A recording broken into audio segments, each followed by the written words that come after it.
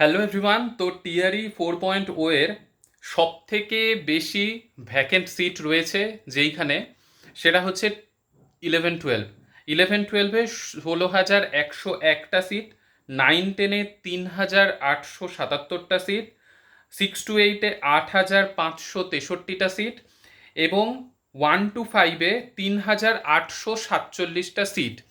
তো এই যে অধিয়াচনা, যেটা বিপিএসসিকে কিন্তু শিক্ষা বিভাগের পক্ষ থেকে পাঠিয়ে দেওয়া হয়েছে, আমি দুদিন আগেও একটা ভিডিও বানিয়েছিলাম।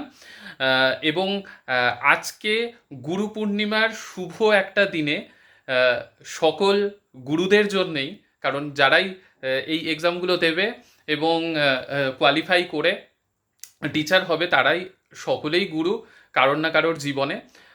তো গুরু পূর্ণিমার দিনে একটা সত্যি খুব সুখবর, আর প্রত্যেকটা ব্যাপারকে যতটা পজিটিভভাবে নেওয়া যায় ততটাই ভালো।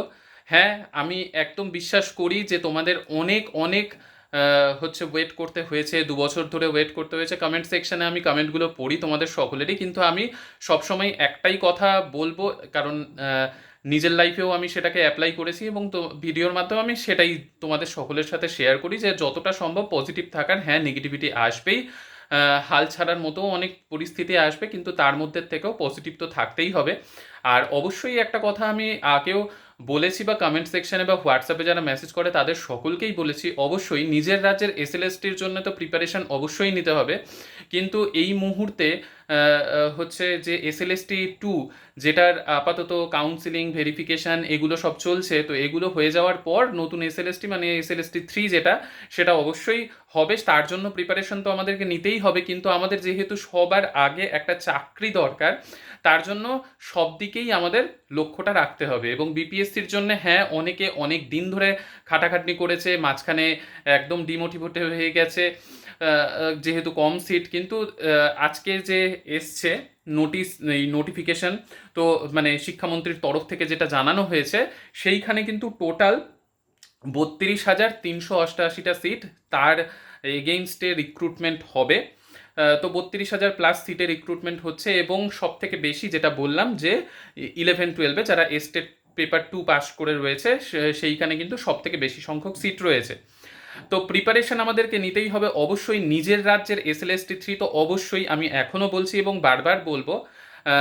আর বিপিএসসি সাথে পাশাপাশি, যেহেতু অনেক দিন ধরে অনেকেই প্রিপারেশন নিয়ে রেখেছো, এক্সাম দেওয়াটা তো কোনো ব্যাপার নয়। তবে হ্যাঁ, নিজের রাজ্যের যখন আসবে এক্সাম, সেইখানে এক্সামে তো ভালোভাবে আমাদেরকে বসতেই হবে এবং সেই অনুযায়ী প্রিপারেশন চালাতে থাকতেই হবে। কারণ সাবজেক্টের প্রিপারেশন যেখানেই তুমি যাও, সেই একই সাবজেক্টেরই প্রিপারেশন তোমাকে নিতে হবে। হ্যাঁ, আদার্স প্রিপারেশনের মধ্যে কিছু একটু হেরফের হবে, কিন্তু ওভারঅল দেখতে গেলে ওই জেনারেল নলেজ, জিকে, জিএস, এগুলো মোটামুটি আমাদেরকে সব এক্সামের জন্যই পড়তে হয়। তো যারা প্রিপারেশন নিতে থাকো নিজের রাজ্যের এসএলএসটি 3 এর জন্যে এবং আপকামিং বিপিএসসির জন্যে। নেগেটিভিটি অনেক জায়গায় দেখতে পাবে, অনেকে অনেক কিছু বলবে, নেগেটিভিটির থেকে দূরে থাকো, আর পজিটিভ যতটা সম্ভব থাকা যায়। নিজের মনের মধ্যে শক্তি তো জুগিয়ে রাখতেই হবে, কারণ কিছু একটা পাওয়ার জন্য হ্যাঁ, অনেককে অনেক রকমভাবে অনেক দিক থেকে অনেক দিন ওয়েট, অনেক দিন কেন অনেক বছরও ওয়েট করতে হয়। আর যা পরিস্থিতি চলছে সেই পরিস্থিতিতে দাঁড়িয়ে অবশ্যই তোমরা দেখতেই পাচ্ছ সব কিছু সামনে। তো এটাই বলার। তো গুরু পূর্ণিমার দিনে আবারও বলছি, খুব ভালো একটা খবর। আমি সবসময় পজিটিভ থাকার তোমাদেরকে কথা আগাগোড়া বলে এসেছি। যারা আগের থেকে আমার চ্যানেলে আছো, যারা নতুন এসছো, হ্যাঁ, তারা অনেক ডিমোটিভেট হও যে দাদা আর পারছি না, আর হচ্ছে না, সম্ভব নয়, আর কতদিন ওয়েট করা যায়। ওয়েট করা কি, ওয়েট করার তো কোনো কিছু নেই। প্রিপারেশন আমাদেরকে যে কোনো এক্সামের জন্য নিতে হবে, আর টিচিং রিলেটেড এক্সামের জন্য আমি বারবার যেটা বলছি যে সাবজেক্টের প্রিপারেশন ভালো করে নিতে থাকো। আর আদার্স জিকে, জিএস সব এক্সামের জন্যই আমাদের মোটামুটি পড়তে হয়, সেইখানে একটু কিছু হেরফের হয়। যেমন এখানে পেডাগজি নেই, অন্য এক্সামে পেডাগজি থাকতে পারে। তো যাই হোক, সাবজেক্টের প্রিপারেশনটা খুব সুন্দরভাবে নিতে থাকো, এবং বিপিএসসির জন্য যারা এতদিন ধরে খেটে এসেছো তাদের বলবো তারা প্রিপারেশনটা চালিয়ে যেতে থাকো। এক্সাম ক্র্যাক করাটা মেইন ব্যাপার, এবং ক্র্যাক করে পরপর অনেকগুলো এক্সাম ক্র্যাক যদি করা যায়, সেইখানে নিজের ইচ্ছে মতো যেইখানে আমার থাকার ইচ্ছে করবে, অবশ্যই প্রথমে তো নিজের রাজ্যে যদি হয়ে যায়, সেইখানে নিজের রাজ্যে থাকার ইচ্ছে তো সবারই করবে, ভালো জায়গায় যদি পোস্টিং পাওয়া যায়।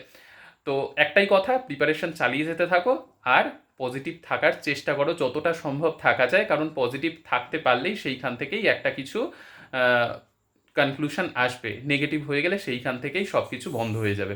যাই হোক, সকলে সুস্থ থেকো, ভালো থেকো, সঙ্গে থেকো। নেক্সট ভিডিওতে আবার দেখা হচ্ছে। বাই।